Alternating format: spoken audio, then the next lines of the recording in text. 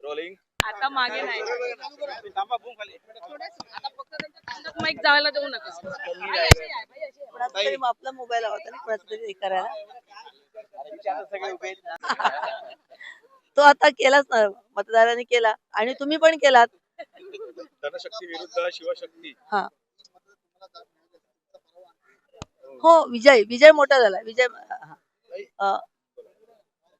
नाही, ती जी मतं मिळाली ती शिवसेनेचीच मिळाली ना. त्यांनी ज्या पद्धतीने लोकांना भावनिक हे केलं किंवा कसा बदल हवा काय म्हणजे जाऊ दे, आता मला त्याच्यावरती काही बोलायचं नाहीये. कारण बघा, मतदारांनी चांगल्या मताने निवडून दिलेलं आहे. काय केलं काय नाही त्याच्याशी मला काही बोलायचं नाही. माझा विजय, माझ्या पदाधिकाऱ्यांची मेहनत, मान्य उद्धवजींचा आशीर्वाद आणि मतदारांचे आशीर्वाद हेच माझ्यासाठी महत्वाचे. धनशक्ती विरुद्ध शिवशक्ती असा एक सामना होता. काय म्हणताय? धनशक्ती विरुद्ध शिवशक्ती असा एक सामना पाहायला मिळाला.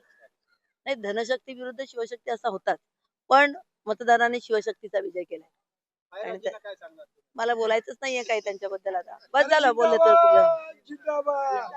अरे बोला भजन. तुमचा विजय निश्चित झाला आहे. काही तांत्रिक अडचणीमुळे थांबवला गेला होता, मात्र आता निकाल तुमच्या बाजूने आलाय. काय तुमची सर्वात पहिली प्रतिक्रिया? नाही, हा निकाल मला अपेक्षितच होता. मी पहिल्यापासून सांगत होते, आपले मीडियाचे सगळे जेवढे म्हणून प्रतिनिधी आले त्या सगळ्यांना मी सांगत होते की विजय हा आमचाच होणार आहे. कारण मतदारांनी पुन्हा एकदा माझ्यावर विश्वास दाखवलाय आणि त्याहीपेक्षा ठाकरे बंधूंवर विश्वास दाखवलेला आहे.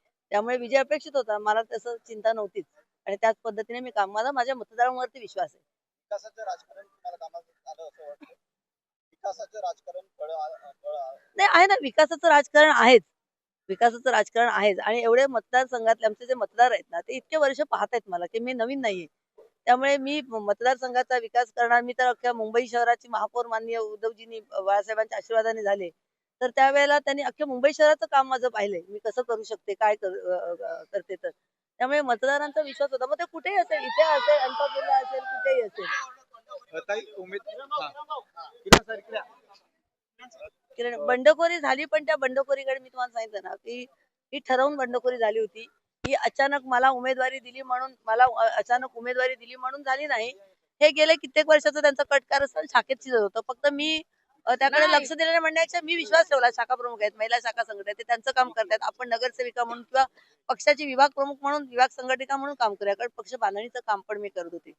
मग तिन्ही विधानसभा माझ्याकडे होत्या. माही विधानसभा असेल, वडाळा असेल, धारावी असेल, कुठेही असा एकही कार्यक्रम झाला नाही की मी त्या ठिकाणी गेले. मग मोर्चा असेल, आंदोलन असेल, त्या त्या विभागातले प्रश्न असतील, पदाधिकाऱ्यांचे आमचे मेळावे असतील, त्यामुळे मी थोडी तिथे बिझी झाले. आणि शाखेत असताना शाखेत, आणि मात्र मी माझ्या प्रभागात कधीही असं चुकवला नाही. रोज सकाळी किंवा एक दिवसात आड मी माझ्या प्रभागात फिरायची. त्यांची काय कामं आहेत, गटार लाईनचा असेल, पाण्याचा प्रश्न असेल, कधी पावसाळ्यामध्ये ट्रिमिंगचा असेल, सगळी कामं. बंडखोरी झाली होती तुमच्या मतदारसंघामध्ये, तुमच्या प्रभागामध्ये. सार्वत्रिक निवडणूक 2025-26 प्रभाग क्रमांक 206 मध्ये ईव्हीएम मतमोजणीमध्ये पहिल्या फेरीत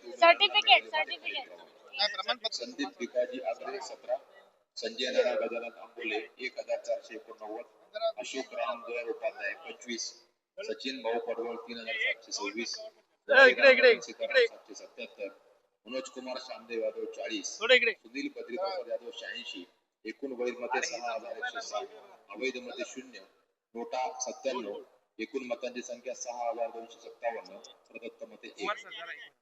चला बाहेर आता जल्लोष घ्या. चला धन्यवाद सर्वांचे. आज मतदारांनी दाखवून दिलं सगळं आणि जे माझ्यावर उद्धव बाळासाहेब ठाकरेंनी जो विश्वास ठेवला होता, आज खऱ्याप्रमाणे तो सार्थक ठरवला आहे. पत्रिकेमध्ये उमेदवारांना मिळालेली मते खालीलप्रमाणे. सुनील भाऊंची पूर्ण साथ मलाच होती आणि त्यांचे आशीर्वादही माझ्यावर होते. आणि त्यांच्याबरोबर मतदार, शिवसेना शाखेतील पदाधिकारी, सैनिक यांची सुद्धा साथ माझ्या बरोबर एकदम एकजुटीने होती.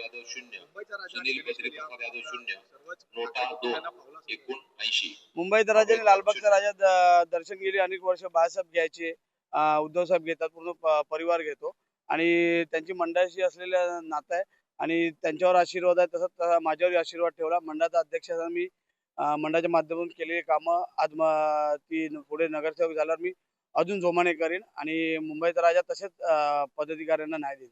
204 वॉर्ड मध्ये सर्वांचं लक्ष लागलं होतं. निष्ठावान विरुद्ध गद्दार अशी लढाई झाली. लालबाग परळ काळा चौकीमध्ये गद्दारांना स्थानच नाही. इथे ठाकरेंचा आदेश मानणारे सैनिक आहेत आणि त्यांनी एकदा ठरवलं की गद्दाराला गाडायचं म्हणजे गाडायचं.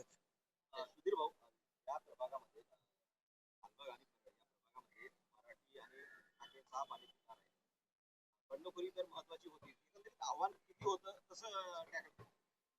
आव्हान काहीच नव्हतं, कारण का इथे निष्ठावंतालाच स्थान मिळते आणि गद्दाराला स्थान नाही, हे परत एकदा शिवसेनेने पदाधिकारी आणि रहिवासी नागरिकांनी दाखवून दिलं आहे. एक नाव आहे सुधीर साळवी, आमदार अजय चौधरी यांची एकंदरीत युती झालेली पाहायला मिळाली होती. कसं बघता एकंदरीत वातावरण कसं होतं प्रचारात? प्रचाराच्या दरम्यान वातावरण खूपच चांगलं होतं. भरघोस कार्यकर्ते आणि नागरिक यांचा प्रतिसाद होता आणि सर्वच रस्त्यावर प्रचाराला उतरले होते. लालबागच्या जनतेचं कसं लालबागच्या जनतेचं लालबाग परळ काळचौकी या सगळ्यांचंच सहकार्य लाभलंय आणि मी त्यांचा खरंच आभार मानतो की माझ्यासारख्या सर्वसाधारण माणसाला त्यांनी नगरसेवक बनवलं. उमेदवार निश्चिती ते विजयी आघाडी किंवा विजयी उमेदवार या पूर्ण प्रवासामध्ये सुधीर भाऊंची साथ तुम्हाला लाख मोलाची होती. सुधीर भाऊ संदर्भात काय सांगाल? सुधीर भाऊंचे खरंच मी आभार मानतो. उमेदवारी जाहीर करण्यापासून ते मला निवडून आणण्यामध्ये त्यांचा संपूर्ण हात आहे. 100% हात त्यांचाच आहे आणि त्यांचेही मी खूप आभार मानतो. 2029च्या आमदारकीच्या शुभेच्छा. 100% सुधीर भाऊंना.